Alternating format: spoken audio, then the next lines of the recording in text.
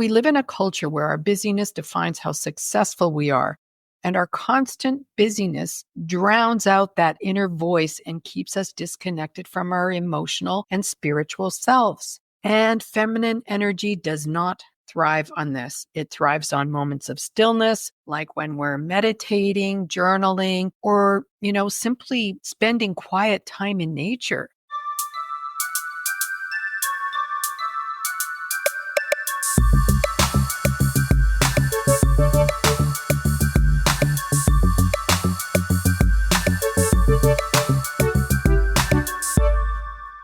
Hey there, this is Women on the Brink.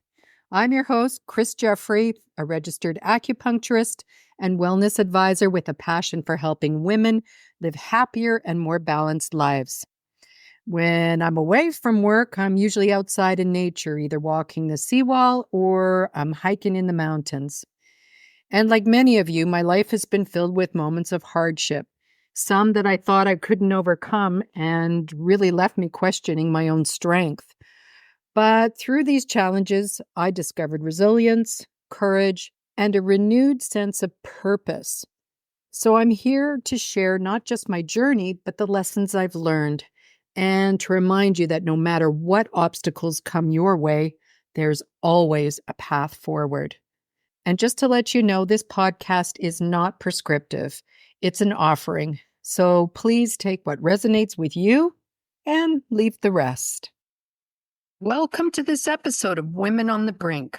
I'm really excited about sharing this one with you, Brinkers, because I feel like this is a bit of an unprecedented conversation when it comes to making New Year's resolutions.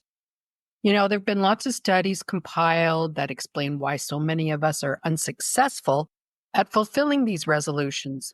And what I've come to understand is that for women, we're kind of going about it all the wrong way, because we've been mostly using our yang or our male energy to implement these goals, rather than working with our female energy, which is primarily yin.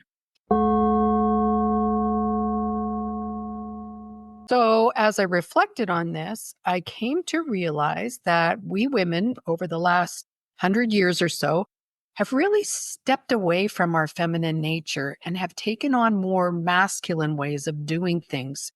And, sometimes that's been out of necessity, like having to compete with men in the workplace. And sometimes it's been less intentional, like where the feminist movement has been great with empowering women to break free from some of the more, restrictive rules that we've had in the past. But in doing so, we may have let go of aspects of femininity that are essential to our well-being. The philosophy of yin and yang is to strive to achieve a balance between these two interdependent energies. But it's clear that this has not been what's been achieved in the current modern world. So yang, or male energy, is active, and it uses the left logical side of the brain. It's assertive in nature. It's focused, competitive, goal-oriented, and structured. And these are important attributes because it helps drive action and create boundaries and achieve goals. It's very much about doing and building. However, for us women, if we're leaning into this yang energy too much, it can lead us to becoming very rigid or result in doing too much, which brings on that burnout that we're all too familiar with. Yin energy, or female energy, on the other hand, is more intuitive. It's nurturing, creative, receptive, empathetic, collaborative, and fluid. It encourages connection and emotional intelligence and adaptability. It's about being in the flow. But if we lean exclusively on our yin energy, it can lead to becoming too passive or not having healthy enough boundaries, or even overdependence. So women definitely need to utilize some yang energy to create goals, but it has to be balanced by assimilating more of our female traits. And I get it. I mean, many of us women juggle multiple roles, careers, family, and other things that can leave very little time for self-care or introspection. But this constant doing may overshadow the being that's linked to feminine energy and is really necessary for us to thrive. So, one thing that can prevent women from achieving their goals is a lack of emotional connection to the goal. I remember a time when I was just so tired of going to the gym. I guess my workouts had kind of plateaued or I was bored, but I still wanted to maintain a fitness regime. And I had a neighbor suggest that I try Zumba with her. So if you're not familiar with Zumba, it's an aerobic exercise that incorporates Latin American music and dance moves, which I just love. So it was a good fit for me and was something that I really looked forward to while I was taking a break from the gym. And the classes worked for me because of my emotional connection to Latin dance and music. And another issue that prevents us women from achieving a goal is that our expectations are either too vague or unrealistic, or we're too focused on the outcome rather than the system itself. So as a result, the unrealistic goal gets put on the back burner, or the outcome seems like this massive amount of work. So it only overwhelms us. So we don't even bother making the initial attempt. Like for me, I've always wanted to write a book, but it just seems like, such a big project. So I keep putting it off.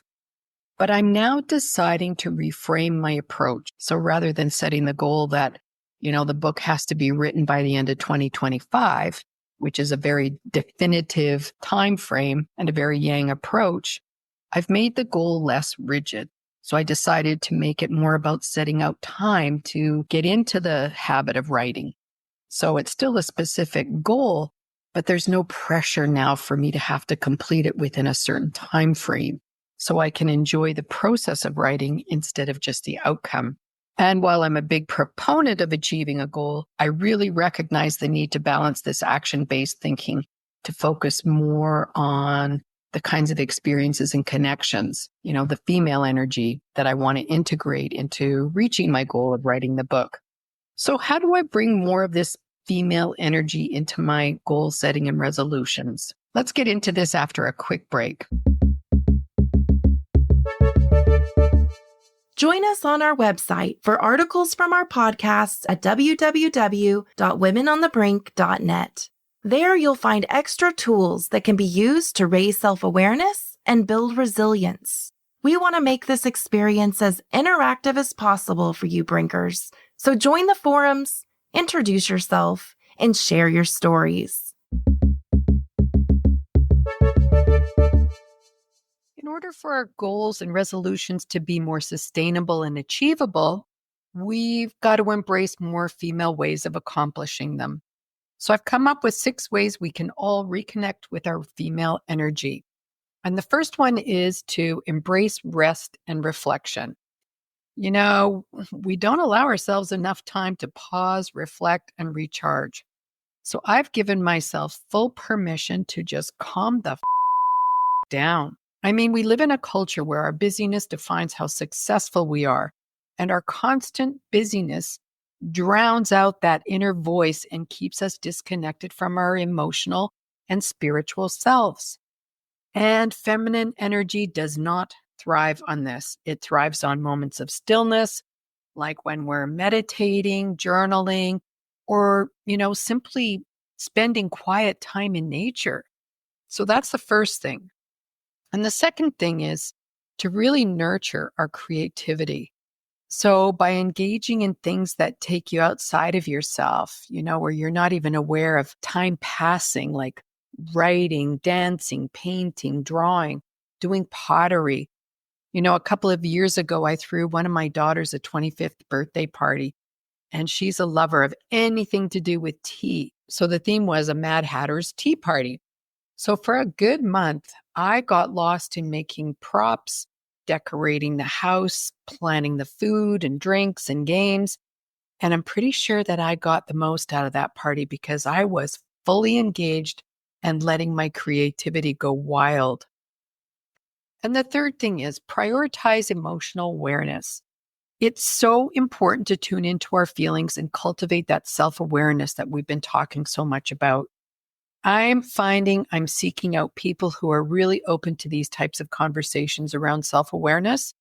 And I've even done some coaching and emotional journeying to clarify my feelings on a lot of the topics that are actually raised on this podcast. And then the fourth thing is cultivate the intuition. This has been a big one for me. I always thought my trust issues had to do with trusting more in God or the creator or putting more trust in people. But I know today that what that was really about was learning to trust my inner voice and instincts. So many of my so called mistakes or life lessons have come about as a result of not trusting that voice within. So the work I'm doing now includes more intuitive style decision making, where I think with my gut feeling rather than just my head. And then the fifth thing, build community and connection. So here's another one that's been relatively new for me. I now surround myself with people who celebrate me for who I am and value my emotional depth. You know what? I once had a woman say to me, "Oh, Chris, you're so deep all the time." And I felt like she was saying that something was wrong with me. So I thought I needed to qualify and explain my deep thinking nature. But I know now that that's just who I truly am. I mean, authentically, that's who I am. So nothing is going to change it or make me shy away from it. And then finally, the last thing is to honor our bodies. And I've been guilty of not honoring my body and its needs for quite a few years in my adult life. I was leading with my head, so I was often overriding my needs. So I wasn't eating enough when I was too busy, or I was overindulging in alcohol, sometimes over exercising, and definitely not getting enough rest and sleep.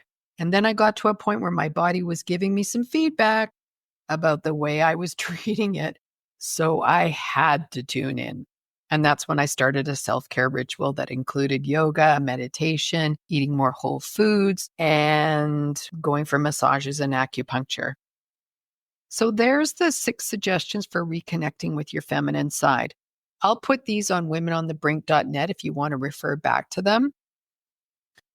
So now that I see this feminine energy as integral to my goal setting, I now have a new approach to writing my book. And I'm going to be using my yang energy to be specific about, what I want to achieve, which is writing 3 times a week for 3 hours. And I know I write best in the morning. So I'll look at my week ahead and I'll plug in those 3 mornings into my calendar. But instead of my goal being about the outcome of completing a book within a specific time frame, I'm going to try to make it more about the connection I have to my writing and the joy that that brings to me. And most importantly, the reason behind why I want to write the book in the first place. Like, who are the people I'm going to meet and collaborate with as a result of this book? What events will I attend and what connections will be made as I go on this journey? This is using my female energy because it connects me to my emotions and the meaning behind the goal. And now that I have a clear plan in place, I'm going to be way more flexible and adaptable. So, if I'm sick or if I have a particularly busy week, like this week, and I have to take a break from writing, I mean, in the past, I would have really beaten myself up over this or overridden it and just pushed through it. But now I'm going to take the time I need for self-care and reflection. I really need to ensure that my goals or my resolutions include taking care of my mental, physical, and emotional well-being. So tapping into, more balanced energy can make resolutions more productive and fulfilling. And instead of just achieving external success, we also want to grow internally through patience, reflection, and connection. So, what resolutions are you considering for the new year? Maybe we can brainstorm ways to balance the two energies in them. Send me your ideas by email at womenonthebrink.net@gmail.com. And enjoy thinking outside of the usual box when you're setting those 2025 intentions. Thanks for joining. And I want you to know that this isn't just a podcast, this is a movement. So share this information with your friends and let's go, ladies.